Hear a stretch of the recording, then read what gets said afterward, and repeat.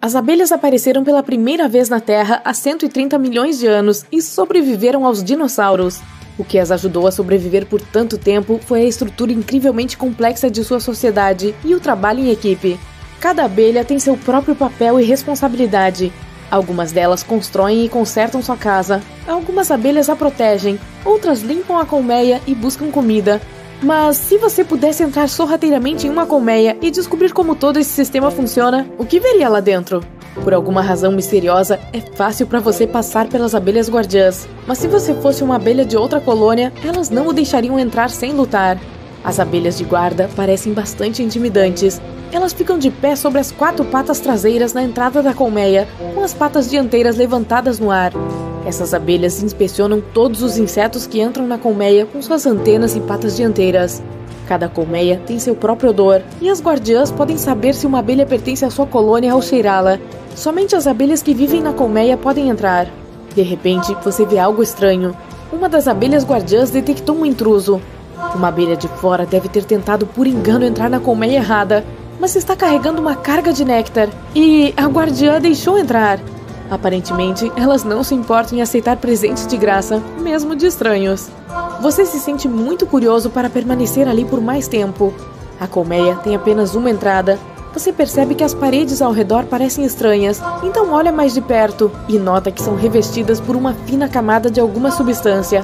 É própolis, resina vegetal endurecida produzida por abelhas. Ele ajuda a combater infecções e a curar diversos problemas de saúde. Um pouco mais adiante, você pode ver inúmeros favos de mel. Eles são células hexagonais densamente compactadas feitas de cera de abelha. As abelhas os usam para armazenar alimentos, pólen e mel. É também onde elas mantêm ovos, larvas e pupas. Os favos de mel são fixados às paredes da colmeia. Eles se estendem de cima para baixo e até mesmo nas laterais. Mas você vê passagens estreitas ao longo das bordas dos favos. As abelhas as usam para se mover ao redor da colmeia. Você talvez também consiga passar por um desses túneis. Após explorar o local, descobre que as abelhas armazenam mel na parte superior do favo. Abaixo, existem células que contêm pólen. Em seguida, existem células usadas para manter os ovos com as futuras abelhas operárias. E bem no fundo, há ovos de zangão. Claro, seu objetivo final é ver a abelha rainha, mas não é tão fácil encontrá-la. Primeiro, você se depara com muitas outras abelhas. A maioria delas é de operárias. Elas constituem a maior parte da população da colmeia e são todas fêmeas. Cada uma delas tem sua própria tarefa. A mais comum é a coleta e o transporte de alimentos. Você vê uma abelha deixando a colmeia e decide segui-la. A rainha pode esperar um pouco. Você quer ver como as abelhas fornecem alimento para a colmeia. A abelha está zumbindo à sua frente. Depois de visitar algumas flores, de repente ela começa a balançar enquanto paira em um lugar. Essa é a famosa dança das abelhas. É assim que elas se comunicam. Assim que uma coletora encontra um suprimento perfeito de néctar, começa a executar uma dança muito precisa. Consiste em uma série de linhas retas e oitos no ar. Ao longo da dança, a abelha também balança as asas. Quanto tempo dura a dança significa quão longe está o néctar da colmeia. Cada 75 milissegundos são 100 metros de distância. E a intensidade da dança depende da riqueza da fonte do néctar. Quanto mais forte for o movimento, mais néctar a abelha encontrou. E também tem o ângulo da dança. Mostra a direção do néctar em relação ao sol. A sua abelha deve ter encontrado um monte de néctar. Ela está praticamente vibrando. De repente, ela começa a voar de volta para a colmeia. Você a segue. Lá, a abelha faz uma dança se sacudindo na frente de outras abelhas operárias. É assim que diz às outras abelhas que elas precisam ir coletar alimentos imediatamente. Você decide ficar para trás e apenas observar o que vai acontecer. Logo, as abelhas voltam. Elas trouxeram de volta muito néctar que precisa ser amadurecido e virar mel. A sua abelha faz uma dança de tremor dessa vez. Ela está sacudindo as pernas de uma maneira que faz seu corpo tremer todo. Essa dancinha faz com que outras operárias desçam para processar o néctar. É hora de retomar sua pesquisa. Você mergulha de volta na colmeia e começa a se espremer por pequenas passagens. Se depara com as células onde as abelhas operárias começam a vida como ovos. Uma abelha leva 21 dias para se desenvolver de um ovo até uma operária totalmente adulta. A primeira tarefa dessa nova operária é limpar a célula onde ela cresceu. A célula então se torna um berçário para um novo ovo, e a abelha cuida desse ovo. Mais tarde, alimenta a larva e a mantém aquecida. Durante a próxima fase de sua vida, quando tem de 12 a 20 dias de idade, a abelha começa a fazer tarefas ao redor da colmeia. Ela produz cera, armazena pólen e néctar, constrói o favo, protege a entrada e assim por diante. Quando a abelha completa 20 dias, ela se torna uma coletora. Busca e entrega pólen, néctar e resina de árvore para fazer própolis.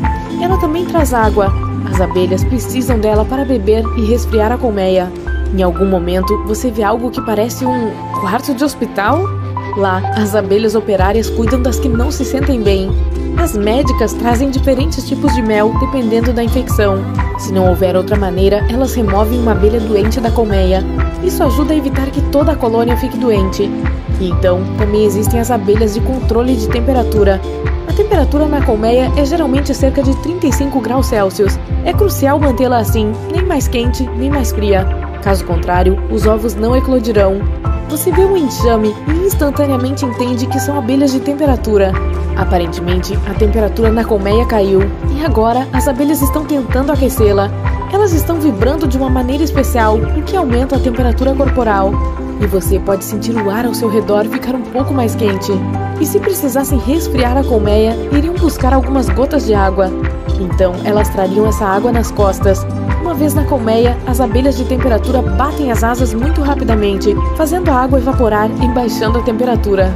Você avança e logo se depara com uma abelha que não tinha visto antes. Tem olhos enormes, um corpo grande e nenhum ferrão. É um zangão, o único tipo de abelha macho da colmeia.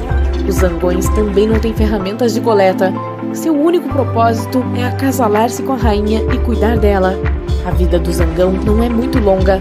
Por um lado, se conseguir se acasalar com a rainha, ele nunca sobrevive ao processo.